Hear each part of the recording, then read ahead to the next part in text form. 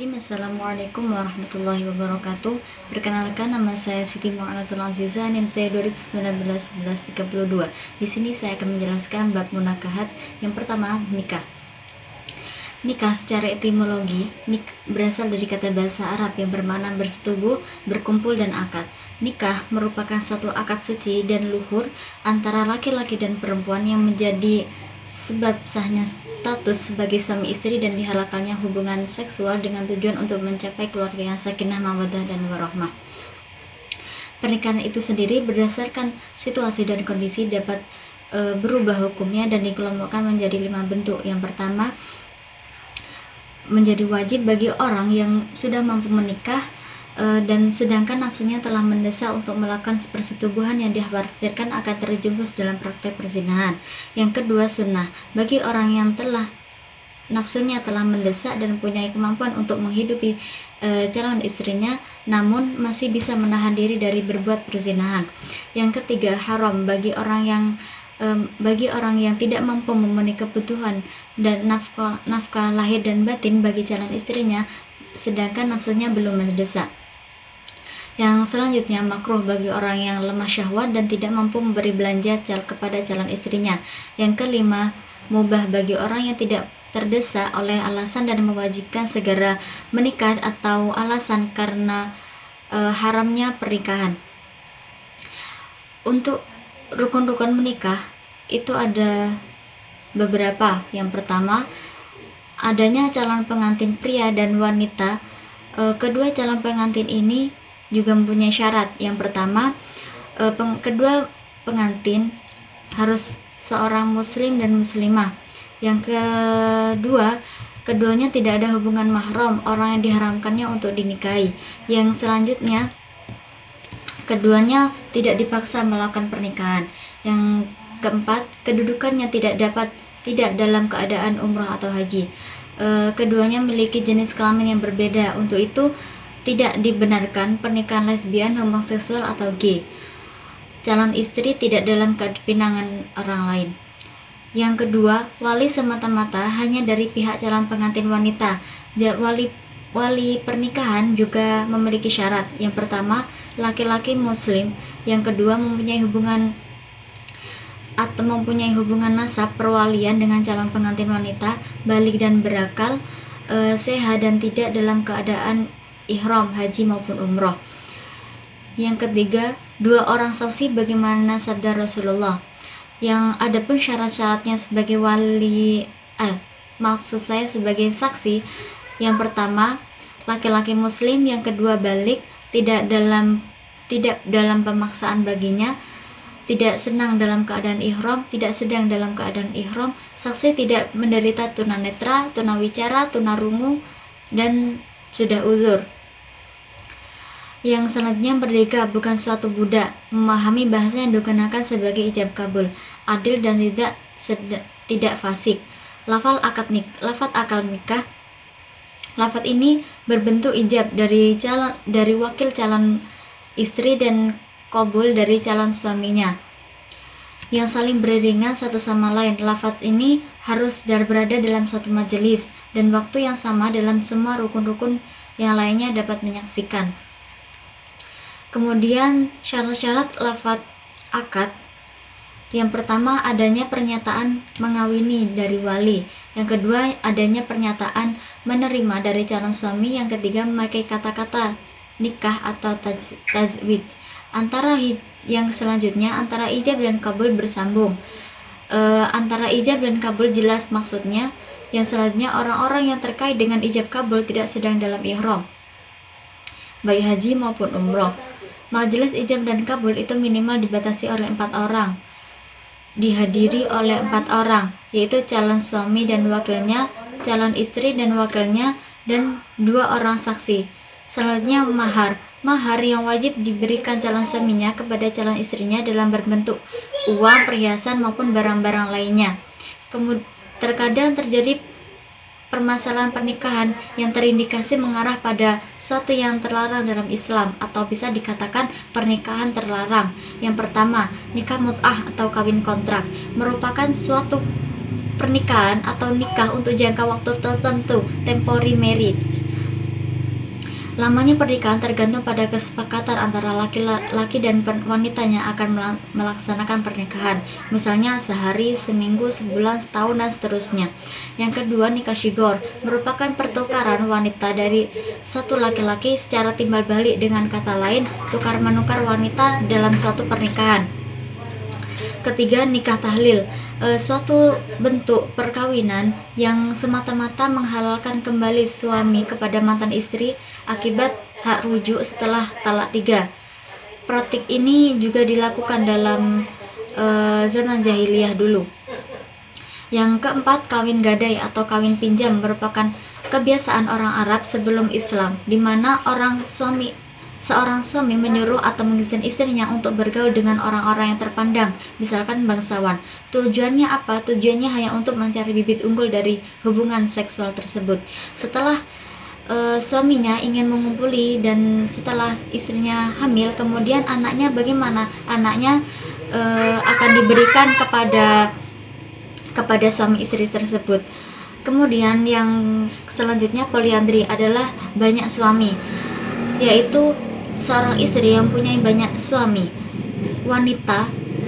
Seorang wanita yang digauli oleh sejumlah pria dalam kurun waktu yang sama. Jika wanita itu hamil dan melahirkan, maka bagaimana cara menentukan ini anak siapa? Wanita itu akan mengumpulkan laki-laki secara rutin yang menggaulinya, misalkan. Maka si perempuan akan menunjuk siapa yang rutin menggaulinya, maka itu ditunjuk sebagai ayahnya. Yang terakhir, kawin waris, yaitu pernikahan seorang anak yang mengawini mantan istri ayahnya. Istri-istri mendiang ayahnya dianggap sebagai warisan atau seperti harta benda anak boleh mengawini tanpa harus membayar mahar. Jadi boleh dikatakan kawin waris ini mantan istri ayahnya kemudian dikawini ayahnya tanpa harus bayar mahar, karena disebutkan itu sebagai warisan. Yang selanjutnya, perwalian. Dalam pernikahan terdapat perwalian yang sudah dijelaskan di awal tadi.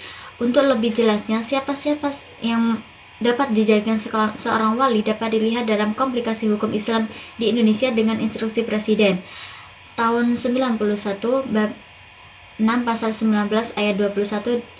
Yang pertama, kelompok kerabat laki-laki garis lurus ke atas, yakni ayah, kakek, dan seterusnya. Yang kedua, kelompok kerabat saudara laki-laki kandung atau saudara laki-laki saya dan keturunan laki-laki mereka.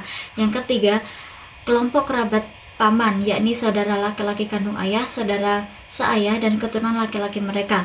Yang terakhir, kelompok saudara laki-laki kandung kakek, saudara laki-laki seayah. Kemudian apabila seluruh wali-wali yang disebutkan tadi tidak dapat menjalankan tugasnya sebagai wali, seperti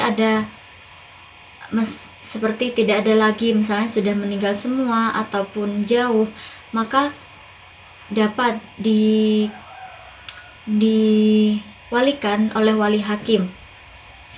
Yang kemudian, karakteristik wali nikah, jika ditinjau dari sisi karakteristiknya, wali nikah itu dibagi menjadi dua. Yang pertama, wali akrab ataupun dekat, wali yang dekat dengan nasab calon pengantin wanita.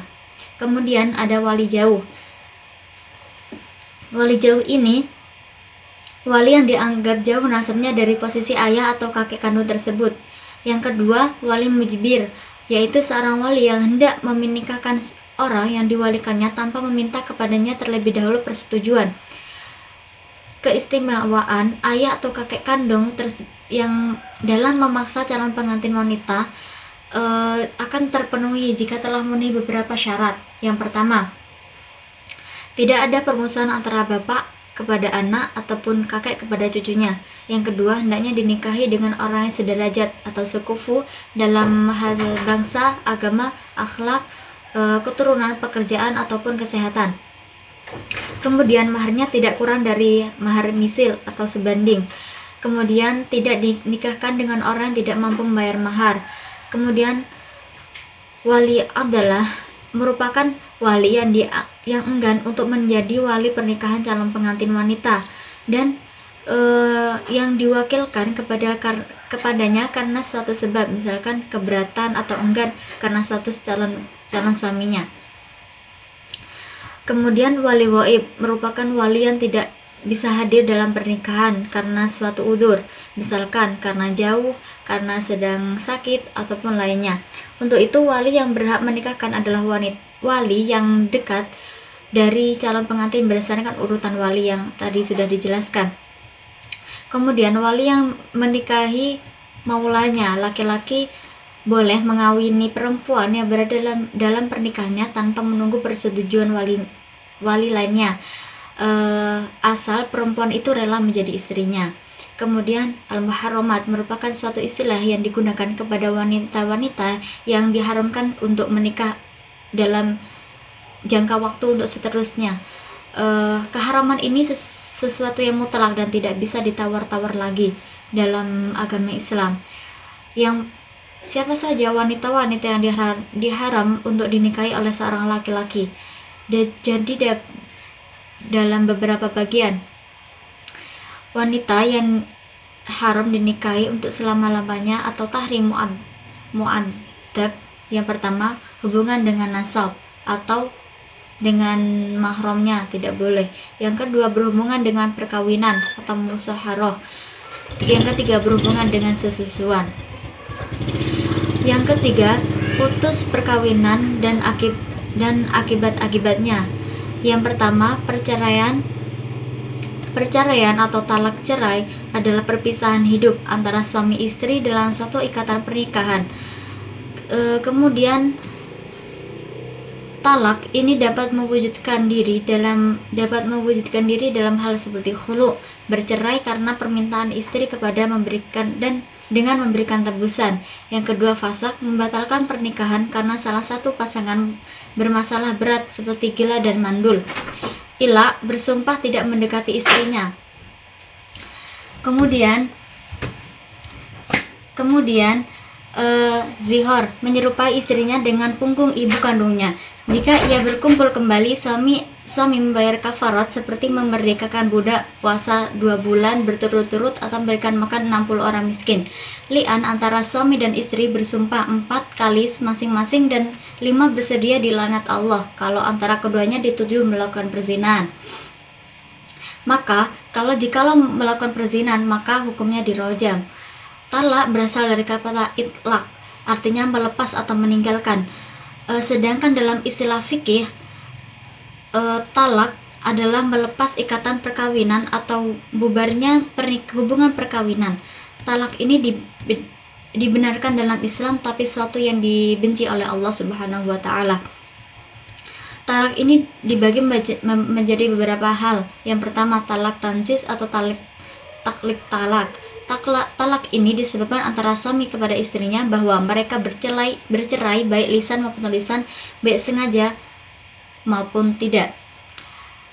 Yang kedua, talak ini dapat terjadi seketika atau talak tanjis atau talak digantung, taklik talak. Yang kedua, talak sunni atau talak bid'i. Talak sunni merupakan talak yang berproses sesuai dengan ketentuan agama. Misalnya, suami mentalak istrinya telah pernah dicampuri dengan sekali talak di masa bersih atau suci, dan belum ia sentuh kembali selama bersih itu, selama suci. Talak raj'i atau talak bain. Talak ini terjadi jika ditinjau dari sisi jumlahnya. Talak raj'i adalah talak yang dijatuhkan kepada istrinya yang memungkinkan mereka berdua untuk kembali rujuk sehingga sebagai status suami istri. Talak bain ini adalah talak yang dijatuhkan kepada yang ketiga kalinya. Kemudian kematian, jika salah satu antara suami atau istri meninggal dunia, maka mereka berdua dengan sendirinya telah bercerai. Jika bercerai, maka akan ada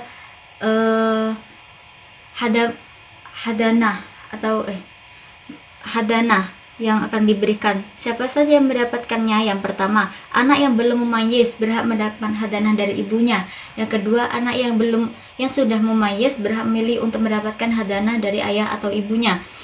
Yang ketiga, apabila pemegang hadanah ternyata tidak dapat menjamin keselamatan jasmani dan rohaninya, maka atas permintaan kerabatnya, maka pengadilan agama akan memindahkan hadanahnya kepada kerabat yang memiliki hubungan nasab. Yang selanjutnya, bila mana terjadi perselisihan mengenai hadanah dan nafkah anak, pengadilan agama berhak memberikan putusannya berdasarkan huruf yang awal tadi. Yang terakhir, pengadilan dapat pula mengingatkan kemampuan ayahnya menetapkan jumlah biaya untuk pemeliharaan dan pendidikan anak-anak yang tidak turut padanya. Mungkin itu saja yang dapat saya sampaikan, kurang lebihnya mohon maaf. Wassalamualaikum warahmatullahi wabarakatuh.